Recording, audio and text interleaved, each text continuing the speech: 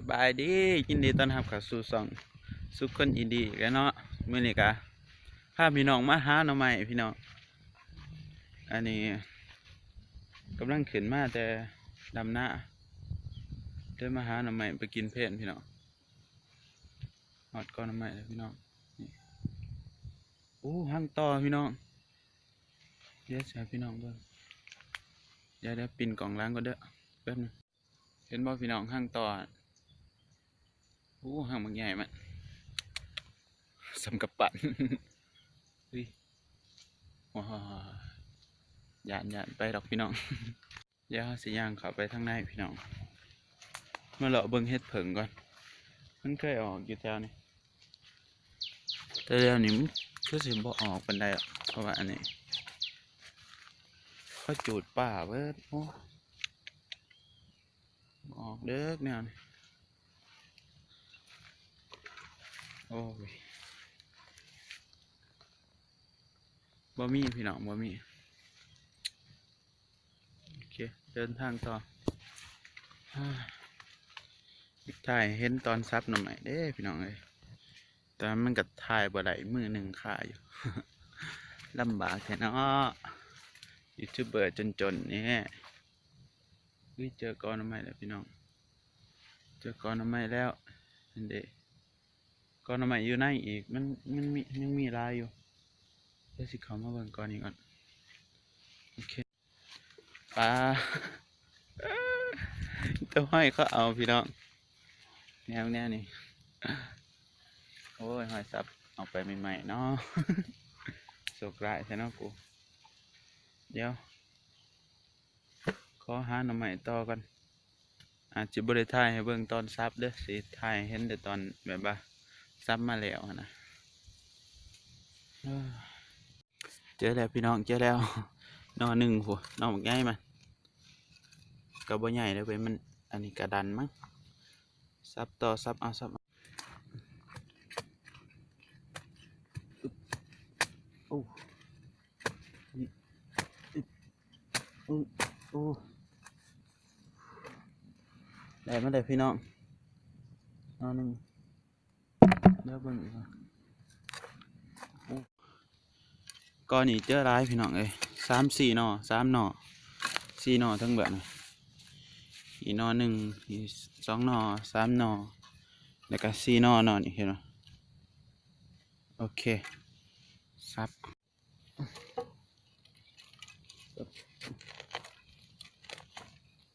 โอ้หน่อนี้หน่อไปใหญ่ป่ะโอ้เอาหน่อนี้ก่อน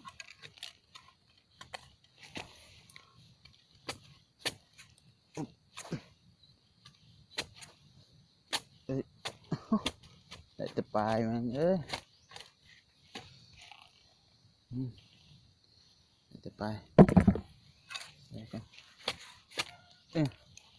ปลายมันก็เอาว่ะ2หน่อ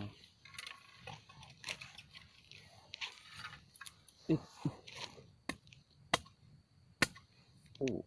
เย็ดแค่โอ้หน่อนี่หน่อใหญ่ว่ะอึบมันนอนมันใส่ใส่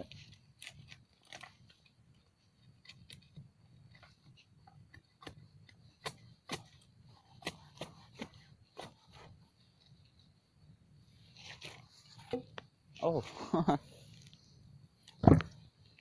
โอ้เรื่องนี้ก็มีอีกว่ะหักนอเป็นไงบัวมันดอกไปเจอนอใหญ่พี่น้อง อยู่ในผูแต่ว่ามันถ่ายบ่ได้เด้อโอเคเดี๋ยวสิซับเจอนอใหญ่เติบ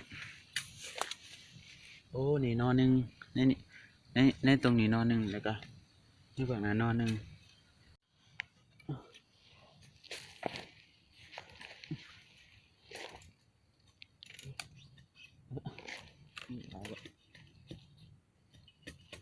โอ้ยอิสัต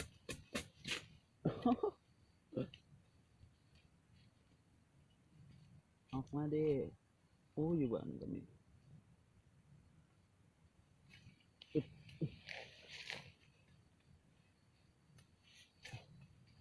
ไปหาหนอใหม่กับอ้ายแน่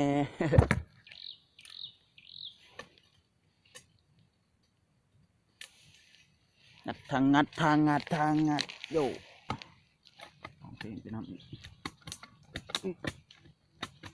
โอ้โหโอ้กระเด็นเลยอึ๊ส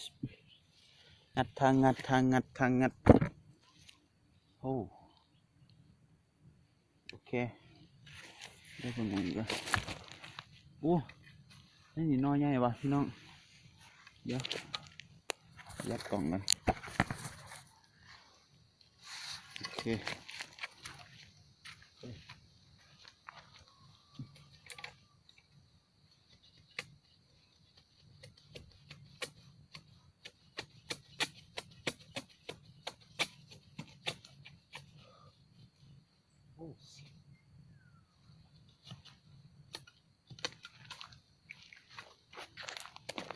ได้มาแล้ว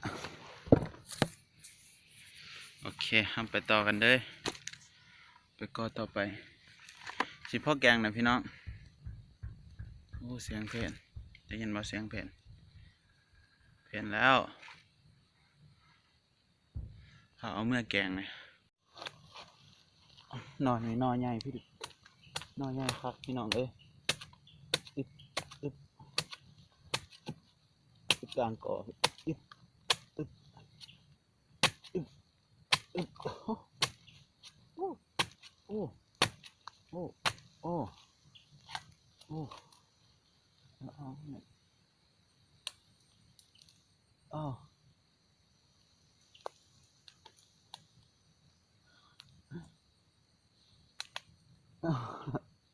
เกี่ยวออกมาเนี่ยอึบอึบโอ้นอนหยักตัวนี้โอ้ที่ตัวทำไมยามนี่พี่น้องไก่เฉพาะแกงเนี่ยพี่น้อง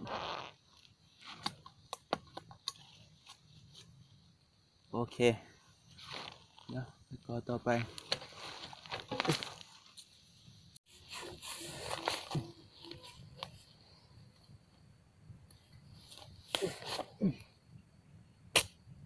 โอ้สับนายสิสับนายแท้สับนายแท้ก่อนร้ายนอครับพี่น้องเอ้ยโอ้ที่แบบไหนก็มี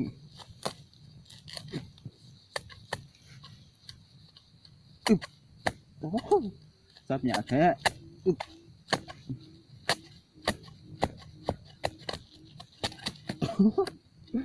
โอ้ยเกลียดว่ามันสิหน่อยใหญ่ดอกเนี่ยน้อยเองอ๋ออยู่เบื้องนะอู้นอนไล่เว้ยนอนไล่ไงวะ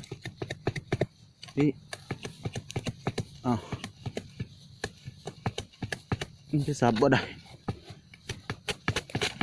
โอ้ยเอ็ดเคใส่แต่ปลายเนาะ โอ้ถ่ายก็เห็นตอนซับสำเนาะนั่นอันนี้ไอ้ต้องตั้งโทรศัพท์ไว้เลยได้ซับอ๋อนี่พี่น้องนอนโอ้ยเบื่อหน่อยใช่เบื่อหน่อยโอเคเดี๋ยวเปลี่ยนไปโอเคปินมาเบื่อนี่ละโอ้30เวียนออกมา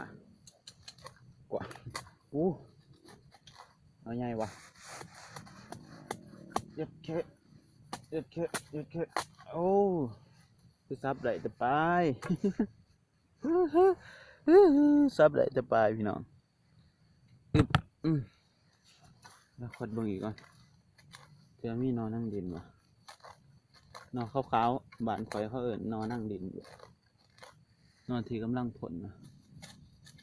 มันต้องมีดีว่าคือบ่มีว่านี่จะเกิดอยู่ไส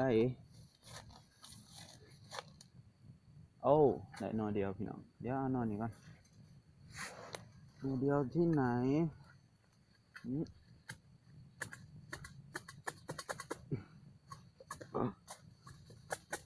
โอ้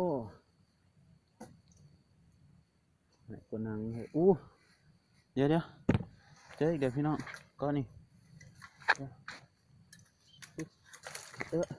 เห็นแต่ปลาย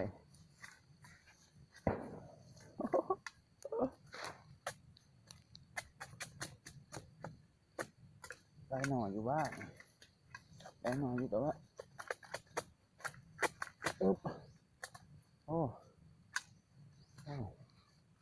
กูคือซับเลยแต่ปลาย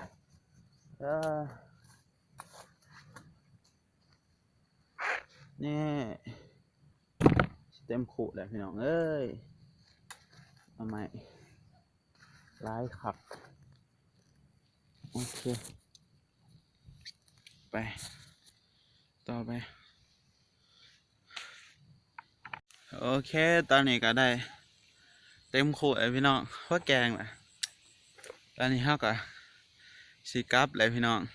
เดี๋ยวมันสีบ่ทันเพศขอบใจได้หลายเด้อที่เบิ่งคลิปจนจบสำหรับนี้ขอกล่าวคำว่าสบายดี